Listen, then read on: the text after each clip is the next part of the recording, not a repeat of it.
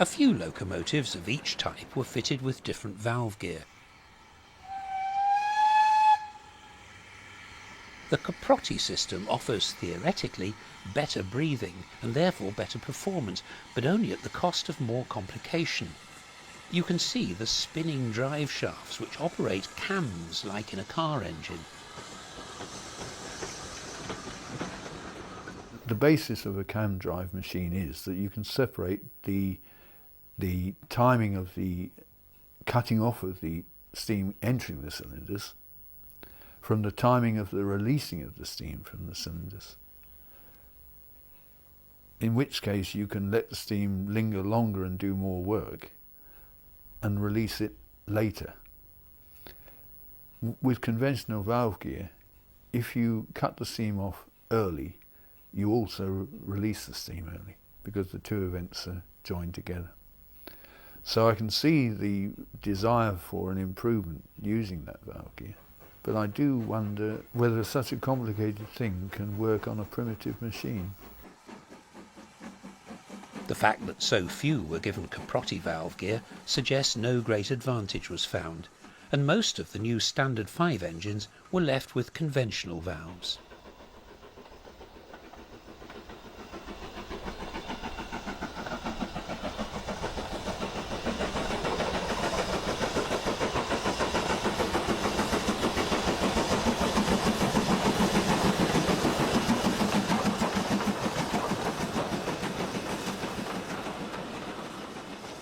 British Railways now had a manpower crisis. There were easier ways of earning a living in post-war Britain, so the new engines had to be easy to maintain. Grease nipples, roller bearings, rocking grates, hopper ashpans, the new designs were full of labour-saving details. Nothing would ever replace the cork stopper and the oil can, but now there was a chance the engineman would stick with the railways. The fiddly bits were easier to clean, but it was more of a hike to reach that running board. And now tasks like refilling the sandboxes involved a bit of mountaineering. Adding nameplates from scrapped engines of the King Arthur class was evidence that the southern region at least thought the world of the new engines.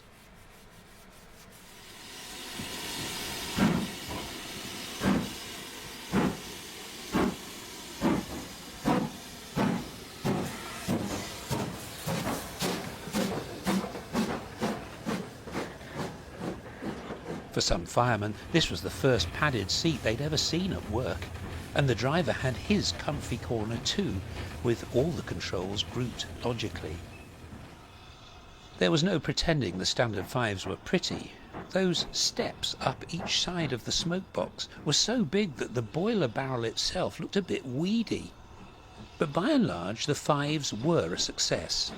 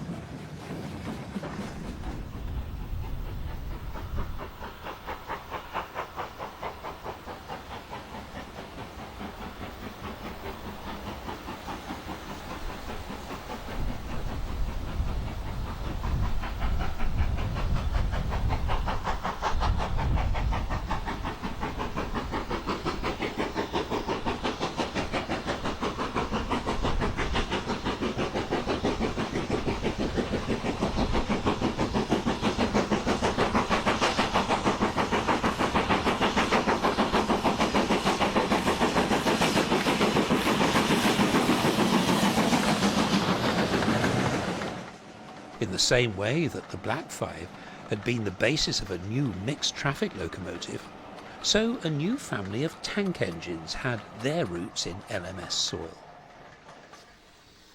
This is the Class 2 tank engine that Ivert was already exporting from the LMS to other regions of Britain, and BR just carried on making them.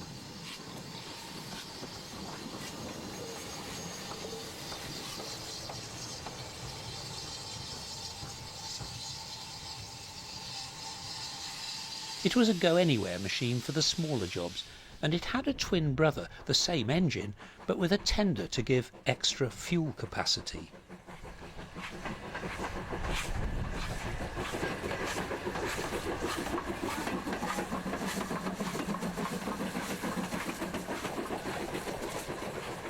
In all, 3 Ivat designs were among the 12 standard classes, with only detail alterations.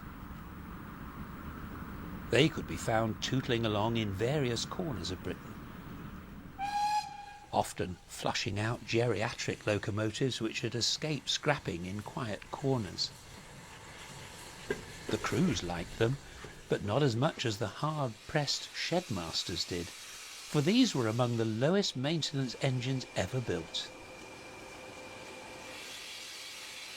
The BR Class 2 machines were unique in being expected to run for 3 years before even being considered for shopping, and that's a whole year longer in service than a Class 5.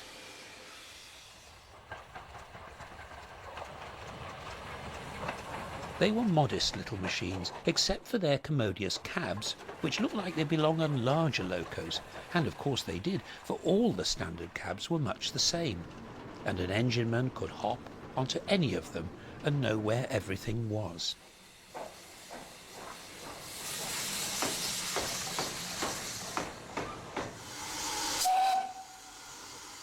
This, by comparison, is a Great Western pannier tank engine, with its lack of comfort and its jumble of pipes. The crews got used to them, but there was little thought of comfort in a machine which could trace its ancestry right back to Victorian times.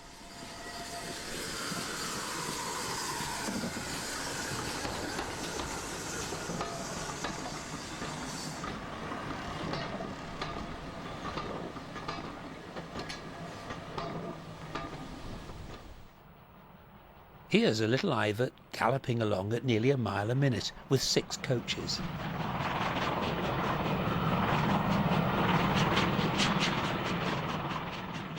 In fact, they were often used to move a dozen coaches of empty stock, but not at this speed.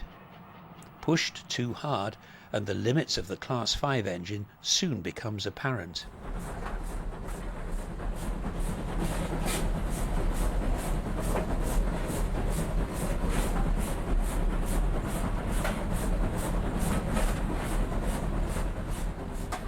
The train is climbing now, and the fireman is working continuously to keep boiler pressure as near the mark as possible. He's closing the firehole door between shovelfuls to stop secondary air cooling the fire, and his driver has one eye on the boiler pressure gauge. These are the signs of a crew who know the engine's near its limit.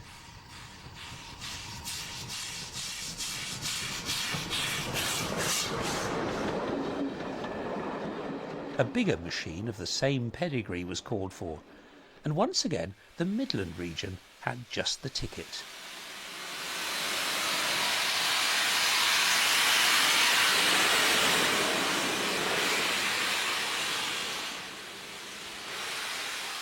For many years they'd been developing tank engines of the 264 wheel arrangement, and BR developed it further into one of the best locomotives ever built in Britain, the Class 4 standard tank engine. They're just absolute dreams. They run smoothly, fire nicely, plenty of good lookout, smart cab, very racy appearance, very, very racy, with their curved tanks and the footplating running higher and higher towards the front. I think they're well balanced, beautiful design, and when you think that the Southern were forbidden to run 264 tanks after the River class disaster, and the fact that they then ran 264 BR standards at high speeds till the end of steam, it shows what a well balanced, good engine they were.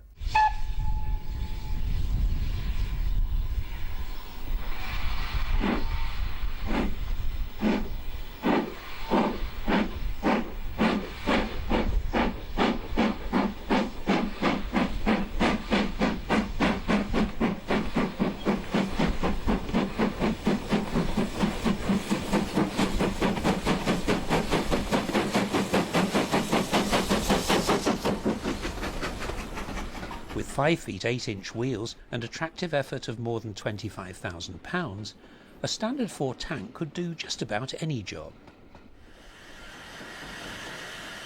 Its driver was perched among ergonomically perfect controls with good visibility and weatherproofing when running in either direction.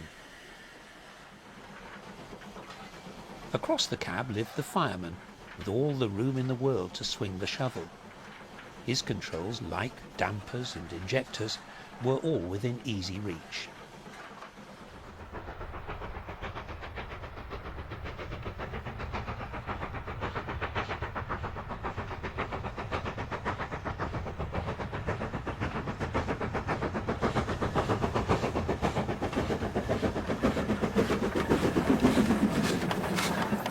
If ever an engine was built which was perfection, it was a 264 BR standard. For a start off, they didn't have roller bearings. Like the 9F, which is another nice riding engine, they don't have roller bearings. So you don't get this terrible harsh, rattling, clanging progression. The old-fashioned bearings give you a softer ride. So you've got this feeling of being in a Rolls Royce when you're on a 264 BR standard, just like a Rolls Royce. This standard 4 tank engine is working bunker first through the Dorset Hills. Morning! Station Master's obviously a happy man. If you want to pan up the hill, you can see the actual climb we're into now.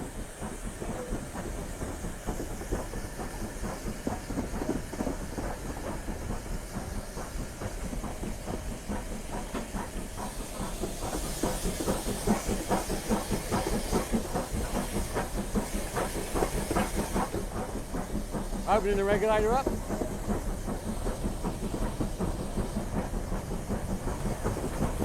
Very powerful engine, nice friend. You all right, Annie?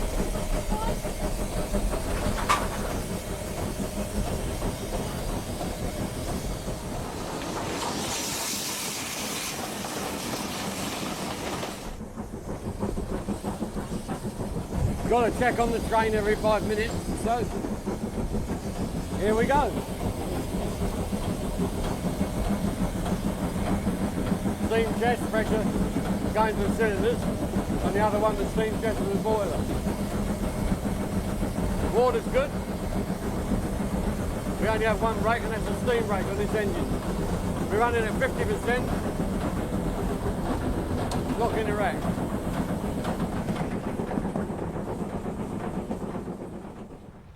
It was on fast suburban passenger duties that the standard 4 tanks did some of their finest work, including the tricky run from London to Brighton, the town where they were designed and mostly built.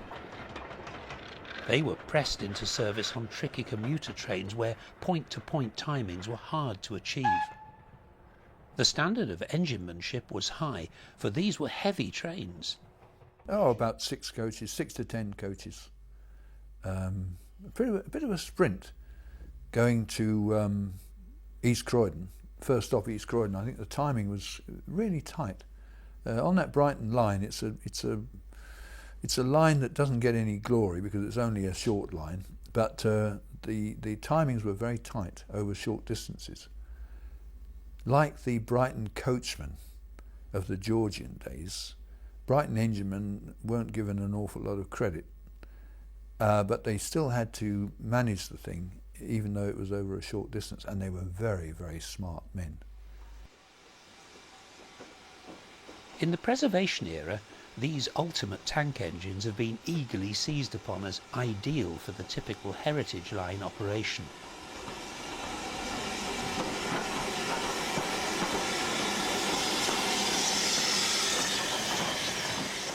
Back in steam days, the plan was to build a tender version, but would it be as good? The answer, sadly, was no.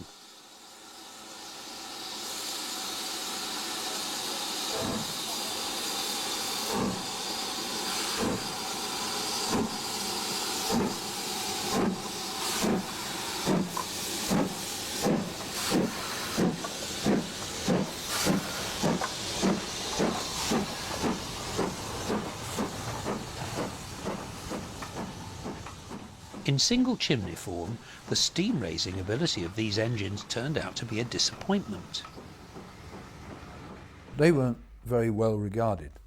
They tried double chimneys on them. They wouldn't have put double chimneys on them if they'd been all right with the single chimney. They wouldn't go. And when you shut the regulator and coasted, the tender generally tried to climb into the cab with you. It was quite alarming, and all the coal in the tender would again, like the S15, come tumbling through the door all over the footplate. They weren't popular at the Class 4s. But the Class 5s would go if they had steam. They would go like hell. I'm sure they would do 100 miles an hour, a Class 5.